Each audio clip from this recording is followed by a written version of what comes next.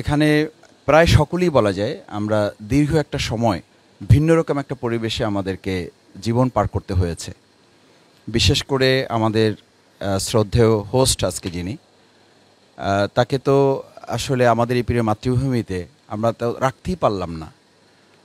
আল্লাহ তাআলা আমাদেরকে এই সুযোগ দিয়েছেন। আবার আরেকবার অন্তরস্থল থেকে শুকরিয়া আদায় করছি, আলহামদুলিল্লাহ। আল্লাহ যেন স্থায়ীভাবে আমাদের প্রিয় মাতৃভূমির জন্য প্রথমত এই সময়টাকে নেয়ামত হিসেবে বর্ধিত করে দেন।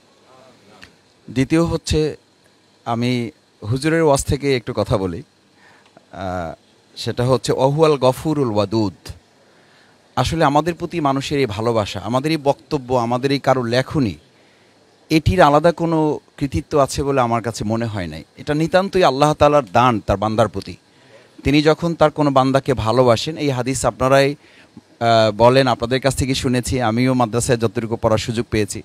আল্লাহ তাআলা যখন কোনো বান্দাকে ভালোবাসেন তখন তিনি আরশে আজিমে এটাকে বলেন, এবং আরশে আজিমকে আসমানওয়ালাদেরকে বলেন এটা জমিনওয়ালাদের কাছে পৌঁছানোর জন্য।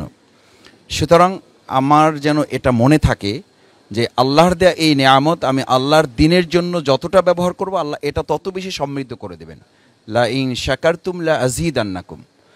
সেটা যদি মনে থাকে তাহলে আমার মধ্যে কোনো ধরনের দ্বিতীয় চিন্তা, ভিন্ন চিন্তা অথবা দিনের বাইরে গিয়ে আলাদা কোনো চিন্তা আমার মধ্যে স্থান পাওয়ার কোনো সুযোগ থাকবে না। শেষ কথা হচ্ছে, আমরা যারা আজকে এখানে একত্রিত হয়েছি, বাংলাদেশে ইসলামের দুটো কমপ্লিসিটি আছে। একটা কমপ্লিসিটি হচ্ছে ইসলাম যারা জানেন তারা, আমরা যারা প্রচার করি, আমরা ইসলামকে অ্যাড্রেস করার ক্ষেত্রে সাধারণ মানুষ যারা, তাদের মধ্যে অনেক ধরনের কমপ্লিসিটি আছে, যাদের কাছে পাবলিকলি ইসলাম অ্যাড্রেস করার জন্য আমাদের আরও বেশি গবেষণার সুযোগ আছে। এবং সেটা শ্রদ্ধেয় ডক্টর মাওলানা মিজানুর রহমান আজহারি ভাই, আমার বোধহয় তিনি আমাদের এখন শিক্ষক হিসেবে ভূমিকা পালন করছেন এবং আমাদের শেখারও সুযোগ আছে, আমরা শেখার চেষ্টা করছি। আমি আমার 95 বছর বয়সের মা বাড়িতে আছেন, খুব ভালো কথা বুঝতে পারেন না, এই ইউটিউব ওপেন করলেই বলেন যে আমার ওই ছেলে একটা আছে না, আজহারি ছেলের ওয়াজটা একটু দাও, ওটা আমি ভালো বুঝি। আন্দোলনের উনি শপথের জনশক্তি এখনও, তো বলে যে আমার ওই ছেলেটার ওয়াজটা আমি ভালো বুঝি। তো এই যে ভালো বুঝেন, তার মানে উনি খুব শিক্ষিত না, 5 পাস করা একজন মা আমার। কিন্তু এই 5 পাস করা একজন মানুষ তার কথাটা বোঝে, তার মানে হচ্ছে ইসলামটাকে আমরা যেভাবে জটিল করছি এটাকে সহজ করার সুযোগ তো আছে। এবং আল্লাহ সুবহানাহু তাআলা তো সেভাবেই বলেছেন যে ইসলামকে আমি তোমাদের মধ্যে সহজ করেছি, হাদিসেও একই কথা বলা আছে। তো এটা হচ্ছে আমার আবেদন আমাদের সকলের কাছে, যে আমরা সহজ করে সহজভাবে মানুষের কাছে এটাকে কীভাবে পৌঁছানো যায়। আল্লামা দেলোয়ার হোসেন সাঈদী রাহিমাহুল্লাহ, তার জন্য আমরা দোয়া করি আল্লাহ তাকে জান্নাতুল ফেরদৌস নসিব করুন। তিনিও এই ধারাটা তৈরি করে রেখে গেছেন, যার কারণে তিনি দল মতের ঊর্ধ্বে উঠে সবাই তার কথা শুনতে আসতেন।